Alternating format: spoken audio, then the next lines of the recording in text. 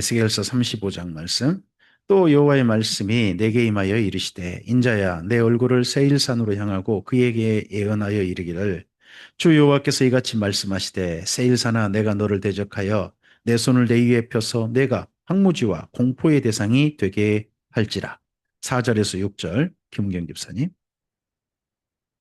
그 무너뜨리며 내가 황폐하게 되리니 내가 나를 여호와인 줄 알리라. 내가 옛날부터 한을 품고 이스라엘 족속의 환난 때 곧 제약의 마지막 때에 칼의 위력에 그들을 넘겼도다.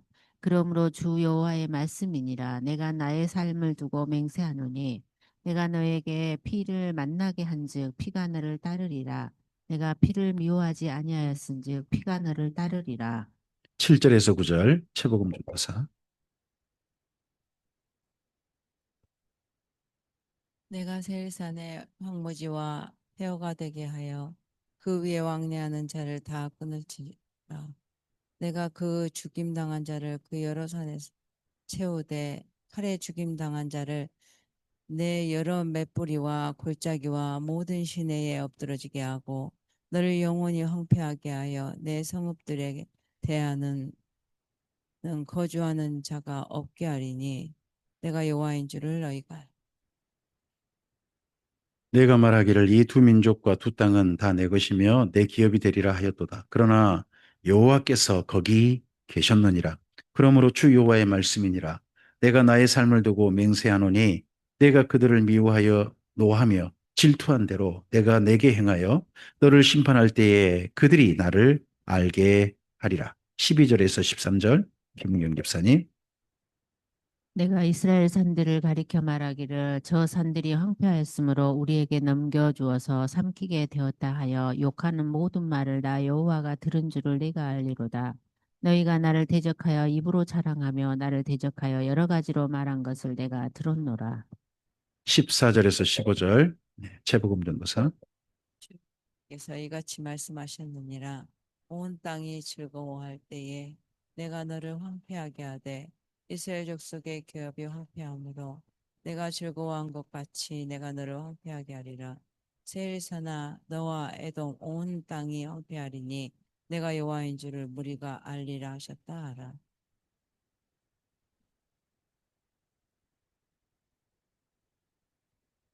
네, 오늘 말씀은 이스라엘 민족이 다시 시작한다는 말씀 이전에 한 가지를 먼저 말씀합니다. 그건 어, 에돔 족속의 멸망입니다.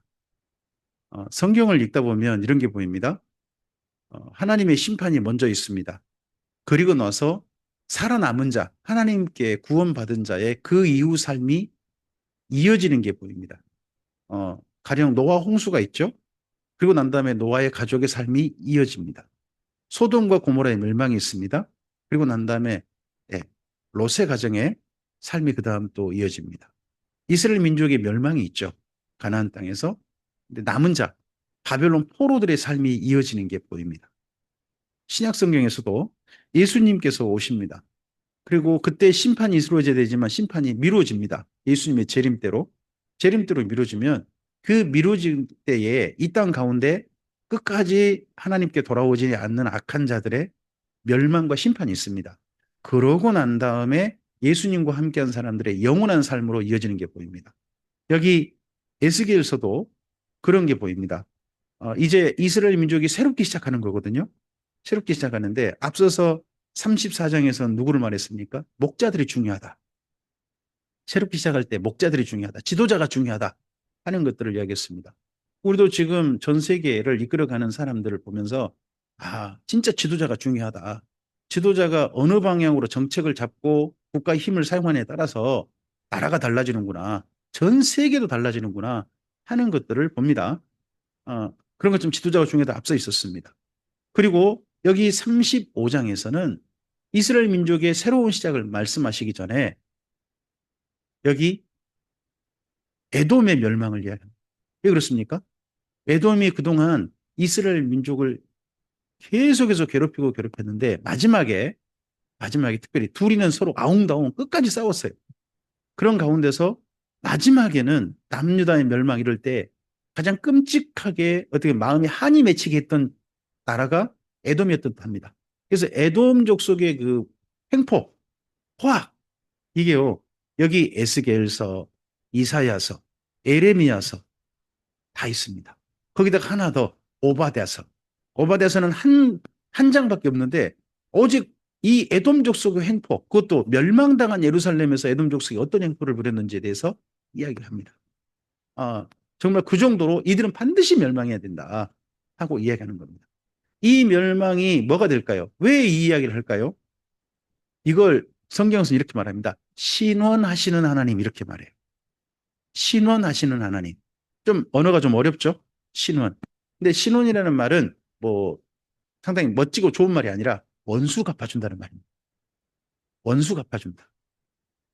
우리의 삶 속에서 하나님께서요, 원수 갚아주지 않으시면 우리는 어찌할 수 없는 일들이 있습니다. 사실 그런 게 많아요. 우리 능력 바뀐 게 있는 거죠. 지금 소리가 상당히 마이크 소리가 그러는데요. 꺼져 있나요? 네, 그냥 하겠습니다. 어, 우리 능력 밖에 어떤 국가에서 어떻게 보면 이걸 명확하게 법정에서 심판을 해준다든지 그렇게 해준다든지 아니면 정말 사회에서 이 사람은 완전히 도저히 일어날 수 없고 그냥 모든 사회가 그에 대해서 돌을 던져준다든지 그래야 속이 시원한 일도 있을 수 있잖아요. 내가 어찌할 수 없어서 그런 게 있죠. 근데 성경도 그걸 이야기합니다. 이 땅에서 억울하게 살았던 사람들의 만약에 삶이 억울하게 살고 그냥 그걸로 끝난다면 하나님 앞에, 하나님은 어떻게 보면 모든 사람에 대해서 자비로우실 수는 있지만 정말 착하게 살고 억울하게 산 사람들에 대한 마음의 그 억울함을 풀어주지 않으시는 게 또 될 수도 있잖아요. 그래서 성경은 모든 주님을 뜻을 따라서 한결같이 산 사람들에 대한 보상, 그 사람들을 향한 위로, 이걸 이야기할 뿐만 아니라 반드시 이야기하는 게 예, 신원하신 하나님, 원수 갚아주신 하나님을 이야기합니다. 이스라엘 민족에게도 다시 시작하면서 이 세일 족속은 어떻게 하실 건데요? 하는 이야기에 대해서 먼저 말하고 출발하는 겁니다. 그동안 이들에 대해서 마음속에 맺히게 만들었던 그들은 어떻게 하실 건데요? 내가 반드시 그들은 없애줄 거야 합니다. 이 말씀 후에 이스라엘 여기 세일 족속, 에돔 족속은 언제 멸망했을까요? 슬프게도 한참 더 갑니다. 세일 족속은요, 무려 1000년이나 이 에돔 족속은 1000년이나 세일산에서 나라를 이루고 살았습니다. 악한 짓 하면서. 그렇게 악한데 우리에게 제일 슬픈 게 그거잖아요. 우리가 보기에 진짜 악한 사람들인데 그들이 계속해서 권력을 잡고 있고 그들이 계속 힘을 가지고 있고 계속 그들이 군림하고 있고 그들의 지배 속에 우리가 살아야 한다는 걸 보일 때가 진짜 서글프잖아요. 근데 이 세일 족속이 무려 1000년을 가요. 이렇게 예언하고 난 다음에 한참 더 갑니다. 하지만 세일 족속은 마침내 멸망해서 지금은 아무것도 없습니다. 그 당시에 세일 족속에 굉장히 잘 나갔던 도시가 있었던 것 같습니다. 세일 족속의 중심, 이 에돔 족속 중심 도시가 세일산의 셀라입니다. 셀라라는 도시예요. 근데 그 도시가 완전히 무너져서 이사에서 이런 말씀이 있거든요. 그 원래 왕들이 살고 귀족들이 살고 그 세일산의 가장 중심 도시였던 그 셀라가 사람이 한 사람도 안 살게 될 것이다. 그리고 거기는 짐승들만 살아서 짐승들이 서로 자기 짝꿍 부르는 소리만 들리게 될 것이다. 했는데 지금은 짐승도 없는 도시가 됐어요. 완전히 폐허가 돼버렸고 지금 황무지예요. 짐승도 안 살아요. 가보면 흔적은 있어요. 사람이 옛날 살았던 흔적들 그런 것들은 있어요. 근데 그거 외에는 아무것도 없어요. 그 정도로 여기 에돔 족속은 사라지고 말았어요. 실제로 에돔 족속은 지금 누가 에돔 족속이냐 아무도 몰라요. 그냥 없어져 버렸어요. 그리고 난 다음에 이 에돔 족속 이후에 겨우 남은 족속이 나바티안 족속이니 뭐 그런 족속이 남았습니다. 근데 그건 에돔도 아니에요. 자, 그런 에돔에 대한 멸망을 여기서 이야기하고 36장부터 이스라엘 민족의 그 다음 말씀으로 이어집니다. 그러면 이걸 신약으로 좀 가져가 볼까요? 신약 성경에서는요, 신약 성경에서 사도들이 반드시 저 왼수들이야말로 반드시 하나님이 멸망시켜 주셔야 돼. 심판하셔야 돼. 하는 대상이 나와요. 신약 성경에. 누가 나올까요? 신약 성경에서 구약에서는 뭐 이스라엘 민족에게 에돔 족속이라고 그래요. 근데 교회인 우리에게는 누가 정말 멸망받아야 돼요. 하나님 저들을 가만두시면 안 돼요. 하는 데가 누가 있을까요? 둘이 있어요. 하나는요, 그 당시 교회를 괴롭히고 있던 로마와 유대인이에요. 로마와 유대인을 하나님 가만두지 않으신다 하는 얘기가 하나 있어요. 근데 진짜 가만두지 않는다는 이야기가 한 군데 있어요. 그게 뭐냐 그러면요, 거짓 선생이에요. 신약 성경은 거짓 선생이에요. 성도 그렇게 예수님 안에 불러놓고는 그 사람들을 엉터리로 가르치고 가짜를 가르치고 거짓을 가르쳐가지고 하나님께로 이르게 한 게 아니라 지옥불에 이르게 만드는 사람들, 그들에 대해서 신약 성경은 굉장히 분노하고 저들을 가만두지 마옵소서 하는 거예요. 그래서요, 나중에 보시면 요한계시록에 지금 현재 지옥불에 들어간 사람은 한 사람도 없나 봐요. 지금 음부에 있는 거고 지옥불은 아무도 안 들어갔는데 가장 먼저 지옥불에 들어갈 존재가 정치짐승. 그러니까 그 당시로 보면 로마나 유대인들이 되겠죠. 유대 공동체가 되겠죠. 그들이 가장 먼저 들어가고 그와 함께 들어간 존재가 거짓 선생들이에요. 지금도 저는 대한민국 안에서 이 성경을 또는 신앙을 가짜로 가르치는 이들이 있을 수 있다고 생각해요. 초대교부터 지금까지 계속 왔거든요. 앞으로도 그럴 거라고 생각해요. 오히려 저는 그래서 제일 무서운 게 그거예요. 제가 성도님들에게 신앙을 가르치고 어떻게 보면 진리를 가르치는 성경을 가르치는 입장에 있잖아요. 근데 제가 가르치는 것 때문에 성도들이 열심히 지옥을 향해 달려간다. 그럼 끔찍한 거잖아요. 근데 저는 그런 사람이 있을 수 있다고 생각해요. 교회 밖에 저 통일교나 신천지나 이런 당연히 지옥 가는 거예요. 그런데 그 말고 교회 안에 그런 가짜들 말고 교회 안에서 웅크리고 앉아가지고 성도들을 많이 모인 성도들을 많이 모이고 적게 모인 그 성도들 전부 다 지옥 가게 만들고 있다. 열심히 교회 다니고 끝내 지옥 간다 그러면 이거 얼마큼 슬퍼요. 하나님 입장에서 그런 사람들 향해서 얼마나 분노하시겠어요. 이런 것처럼 성경에는 어떻게 보면 억울함에 대해서 하나님께서 가만두지 않으신다. 이 땅에 정말 억울한 사람들에 대해서 억울함에 대해서는 반드시 온수 갚아주신다 하는 말씀에 대해서 있습니다. 그래야 새롭게 시작할 수 있습니다. 그래야 온수 갚아주셔야 다시 시작한 삶이 이제 36장이 가는 겁니다. 우리 마음속에도요, 우리 삶 속에도 어떤 응어리 같은 게 있을 수 있다고 생각합니다. 우리나라에서는 그걸 보고 한이라 그랬죠. 마음속에 이런 한이나 이런 것들이 사실은 해소가 되어야 새로운 삶으로 나가는 힘이 됩니다. 출발할 수 있습니다. 이 응어리를 계속 가지고 나중에 전 천국에 갈 수는 없다고 생각합니다. 그래서 천국에서는 주님께서 이렇게 말씀합니다. 그 눈에 눈물을 씻겨주실 것이다. 그동안 했던 그 억울함에 대한 고통에 대한 눈물을 씻어주실 것이다. 다시는 눈물 흘린 일이 없게 하실 것이다. 억울한 일이 없게 하실 것이다. 그리고 그들을 하나님의 장막, 하나님의 집에 거하게 해주실 것이다. 하지만 눈물을 흘리게 했던 그들은 불못에 들어가는 것을 너희들이 보게 될 것이다. 하고 신약은 마지막을 이야기합니다. 오늘 여기 에스겔서 35장 말씀은 읽어보시면 다 보입니다. 그런데 한결같이 여기 말씀에서요, 굉장히 많이 반복된 말씀이 내가 나를 여호와인 줄 알리라는 말씀이 계속 반복되고 있습니다. 한번 그 말씀만 보시고 우리 마무리할까요? 4절 보시기 바랍니다. 4절 읽겠습니다. 내가 내 성읍들을 무너뜨리며 내가 황폐하게 되리니 내가 나를 여호와인 줄 알리라. 누구가요? 이 에돔이 여호와 하나님을 알게 될 것이다. 자기들이 멸망당할 때 하는 겁니다. 그 다음 9절입니다. 너를 영원히 황폐하게 하여 내 성읍들에 다시는 거주하는 자가 없게 하리니 내가 여호와인 줄을 너희가 알리라. 여기 너희도 에돔이 됩니다. 그다음 11절입니다. 그러므로 주 여호와의 말씀이니라. 내가 나의 삶을 두고 맹세하노니 내가 그들을 미워하여 노하며 질투한 대로 내가 내게 행하여 너를 심판할 때에 그들이 나를 알게 하리라. 여기 그들이 누구냐 그러면요, 이 에돔 족속에게 괴롭힘 당했던 사람들입니다. 에돔 족속에 괴롭힘 당한 사람들이 에돔 족속이 멸망당한 거 보면서 아, 하나님이 계셨구나 하고 그날 그들이 알게 될 거라는 겁니다. 12절입니다. 내가 이스라엘 산들을 가리켜 말하기를 저 산들이 황폐하였으므로 우리에게 넘겨주어서 삼키게 되었다 하여 욕하는 모든 말을 나 여호와가 들은 줄을 내가 알리로다. 하나님께서 그 모든 이야기를 다 듣고 있었다는 거죠.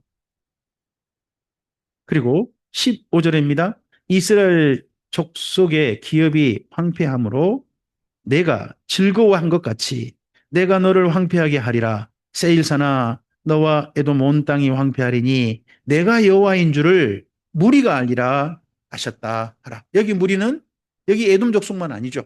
모든 사람들이 다 알게 될 것입니다. 우리의 삶 속에서 억울한 일을 당할 때 있습니다. 근데 그 억울한 일 가운데 아무도 모른다. 내 억울함을 알아줄 사람이 없다. 그럴 수도 있습니다. 근데 이스라엘 민족에게 하나님께서 이 말씀을 하시면서 좀 위로가 되는 것 같습니다. 10절을 읽겠습니다. 내가 말하기를 이 두 민족과 두 땅은 다 내 것이며 내 기업이 되리라 하였도다. 그러나 여호와께서 거기 계셨느니라. 예. 여기 거기란 북이스라엘과 남유다입니다. 그들이 멸망당할 때 저 땅은 이제 에돔 족속이 내 땅 될 거다 했다는 겁니다. 하지만 하나님이 거기 계셨다. 그 억울한 일을 당할 때 하는 말씀을 하고 있습니다.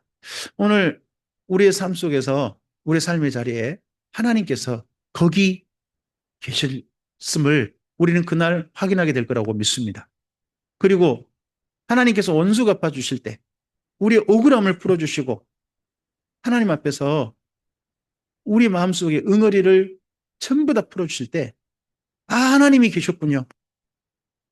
하나님께서 알아주셨군요. 다 보셨군요. 다 들으셨군요. 하는 그 날을 허락하실 겁니다. 내가 나를 여호와인 줄 알리라 하는 표현이 아주 짧아요. 35장이 15절까지밖에 없잖아요.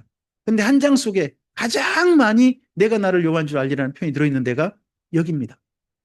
그만큼 억울함에 대한 하나님께서 반드시 풀어주실 것이다라는 이야기를 반복하고 있는 데가 35장인 겁니다. 우리 하나님께서는 반드시 공의의 하나님이신지라 억울한 사람들에 대해서 억울함이 없게 하실 거라고 저는 믿습니다.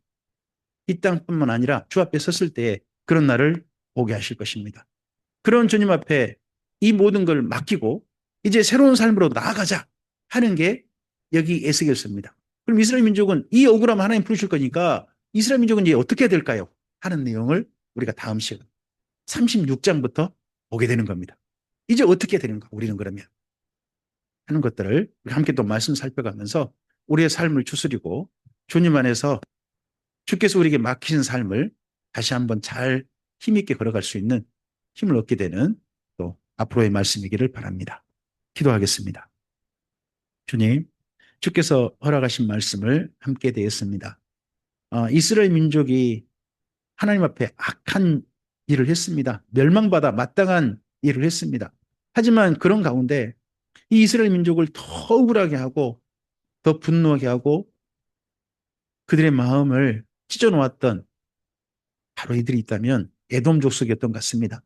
그래서 에돔 족속에 대한 억울함, 에돔 족속을 가만 두시냐는 그들의 피 맺힌 음성을 하나님께서는 외면하지 않으시고 반드시 들으실 것을 오늘 본문 말씀 속에서 이야기하고 있습니다. 실제로 에돔 족속은 사라지고 지금은 없고 지금은 이스라엘 민족은 그렇게 멸망당하고 멸망당했지만 지금 이스라엘 민족은 남아 있습니다.